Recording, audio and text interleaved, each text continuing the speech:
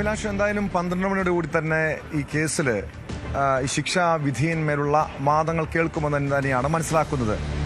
അതുമായി ബന്ധപ്പെട്ട് നടപടിക്രമങ്ങളുണ്ട്. കാരണം 8 പ്രതികളാണ്. 8 പ്രതികളുടെയും അഭിഭാഷകർ വാദങ്ങൾ ഉന്നയിക്കും. കാരണം സ്വാഭാവികമായും പ്രോസിക്യൂഷൻ ഉന്നയിക്കുന്നത് 8 പ്രതികൾക്കും എതിരെ തെളിഞ്ഞിരിക്കുന്നത് സമാനമായ കുറ്റകൃത്യമാണ്. 12 വകുപ്പുകളാണ് അവർക്കെതിരെ ചുമത്തിയിരിക്കുന്നത്. ആ 12 വകുപ്പുകളും കണ്ടെത്തിയിരുന്നു, തെളിഞ്ഞിരുന്നു. അതായത് പൾസർ സുനി മുതൽ 6ാം പ്രതിയായിട്ടുള്ള പ്രദീപ് വരെയുള്ളവർക്ക് ഒരേ ശിക്ഷ തന്നെ ലഭിക്കുമെന്ന് തന്നെയാണ് പ്രതീക്ഷിക്കുന്നത്. പക്ഷേ മറ്റ് പ്രതികളുടെ അഭിഭാഷകർ അവരുടെ ശിക്ഷാ ഇളവ് വേണമെന്നൊരാവശ്യം സ്വാഭാവികമായി ഉന്നയിക്കാനുള്ള സാധ്യതയുണ്ട്. അതോടൊപ്പം പൾസർ സുനിയുടെ കാര്യം. പൾസർ സുനി ഏകദേശം 7 വർഷത്തോളം ജയിലിൽ കടന്നതാണ്.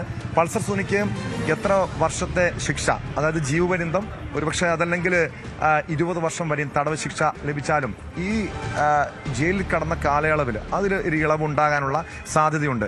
പക്ഷെ കൃത്യമായൊരു സന്ദേശം ഈ കേസിൽ നൽകണമെന്ന് പ്രോസിക്യൂഷൻ ഉന്നയിക്കുന്നുണ്ട്.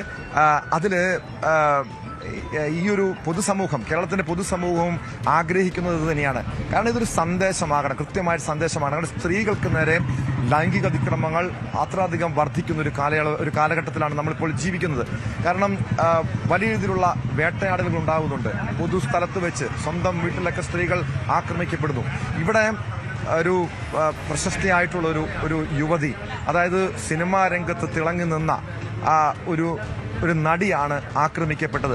അതും കൊച്ചി നഗരത്തിൽ ഇവിടുത്തെ ഹൈവേയിൽ വെച്ച് അവർ തൃശ്ശൂരിൽ നിന്നും എറണാകുളത്തേക്ക് ഷൂട്ടിങ്ങിനായി പോരുന്ന വഴിയിൽ വാഹനം തടഞ്ഞു നിർത്തി ഇവരെ കടത്തിക്കൊണ്ടുപോയി പിന്നീട് വാഹനത്തിൽ വെച്ച് ഈ ഹൈവേയിൽ വെച്ച് തന്നെ, ഈ പൊതു റോട്ടിൽ വെച്ച് തന്നെ രാത്രിയിൽ ഇത്രയധികമായി ക്രൂരമായി ബലാത്സംഗം ചെയ്യുന്നുണ്ടെങ്കിൽ ഈ സമൂഹത്തിലെ സാധാരണക്കാരായ ജനങ്ങളുടെ ഒരു സുരക്ഷ എത്രത്തോളം ഉണ്ട് എന്നൊരു ചോദ്യം അവിടെ ഉയരുന്നുണ്ട്.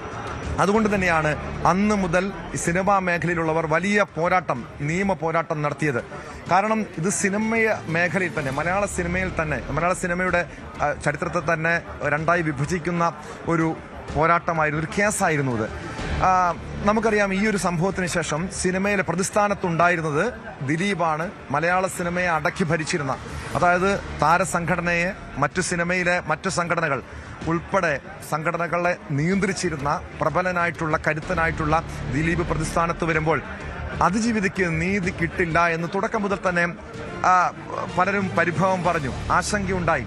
അതാണ് യഥാർത്ഥത്തിൽ അവസാനം സംഭവിച്ചതും. പക്ഷേ ഈ കേസ് പിന്നീട് സിനിമാ മേഖലയിൽ ഉണ്ടാക്കിയ ചലനങ്ങൾ, ഏറ്റവും ഒടുവിൽ സിനിമാ താരസംഘടനയായ അമ്മയുടെ തലപ്പത്തേക്കും വനിതകൾ വിജയിച്ച് കയറിയെങ്കിൽ, വനിതകൾ അതിന്റെ നേതൃസ്ഥാനത്തെത്തിയെങ്കിൽ അതിന്റെ പ്രധാനപ്പെട്ട കാരണവും ഈ കേസ് തന്നെയാണ്. മാത്രമല്ല, അതിനുശേഷമുണ്ടായ സിനിമാ മേഖലയിൽ സ്ത്രീകൾ നേരിട്ട പ്രശ്നങ്ങൾ നമുക്കറിയാം.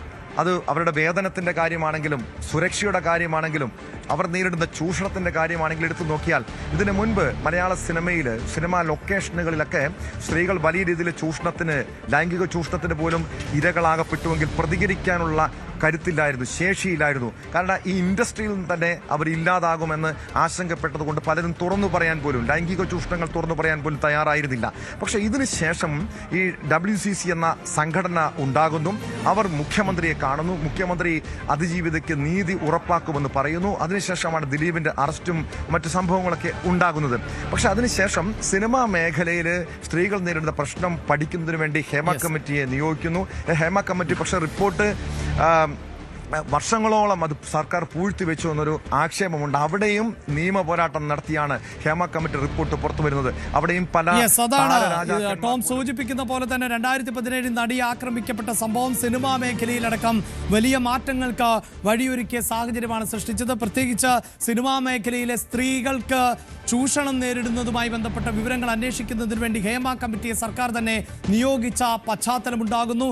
അതിനപ്പുറത്ത് അമ്മ എന്ന താരസംഘടനയിലെ പുരുഷ അപ്രമാദിത്യം അവസാനിപ്പിച്ചുകൊണ്ട് നിരവധിയായ സ്ത്രീകൾ, ശ്വേതാ മേനോനെ പോലെ, കുക്കു പരമേശ്വരനെ പോലെ, അൻസിബിയെ പോലെ ലക്ഷ്മി പ്രിയയെ പോലെയുള്ളവർ ഏറ്റവും പ്രധാനപ്പെട്ട പദവികളിലേക്ക് എത്തിപ്പെടുന്ന സാഹചര്യം ഉണ്ടാകുന്നു. പക്ഷേ അപ്പോഴും അമ്മ കൃത്യമായൊരു നിലപാട് ഈ വിഷയത്തിൽ സ്വീകരിക്കുന്നുണ്ടോ? അമ്മ അതിജീവിതയ്ക്കൊപ്പമാണ് ദിലീപിനെ തിരിച്ചെടുക്കുമോ എന്നതിലൊന്നും കൃത്യമായ മറുപടി വ്യക്തമാകുന്നില്ല. ഇപ്പോഴിതാ മറ്റൊരു വിവരം പുറത്തു വരുന്നത് 14 കേസുകൾ ആണ് ഇന്ന് കോടതി പരിഗണിക്കാനിരിക്കുന്നത് എന്നുള്ളതാണ്. അതിൽ വിശദമായി വാദം കേൾക്കേണ്ട ഒരു വിഷയമാണ് ഈ കേസ് എന്നതുകൊണ്ട് 13 കേസുകൾ പരിഗണിച്ച ശേഷമേ നടിയെ ആക്രമിച്ച കേസ് എടുക്കുകയുള്ളൂ എന്നുള്ളതാണ് ഏറ്റവും പുതിയ വിവരമായി പ്രേക്ഷകരുമായി പങ്കുവയ്ക്കാനുള്ളത്. ഈ 13 കേസുകളുടെ സ്വഭാവം നമുക്ക് വ്യക്തമല്ല. ഒരു പക്ഷേ ചില കേസുകളിൽ പ്രതികളോ വാദികളോ ഒക്കെ എത്താത്ത സാഹചര്യങ്ങൾ ഉണ്ടാകാം. അതല്ല എങ്കിൽ ചെറിയ വാദപ്രതിവാദങ്ങൾ നടക്കുന്ന കേസുകൾ ഉണ്ടാകാം. എന്തു തന്നെയാണെങ്കിലും അല്പസമയത്തിനകം ഏതാണ്ട് 30 മിനിറ്റുകൾ കൂടി മാത്രമാണ് ഇനി 12 മണിയാകാനുള്ളൂ. ആ 12 മണിക്ക് തന്നെ വിഷയം പരിഗണിക്കുമെന്ന് വേണം നമുക്ക് ഈ ഘട്ടത്തിൽ അനുമാനിക്കാൻ.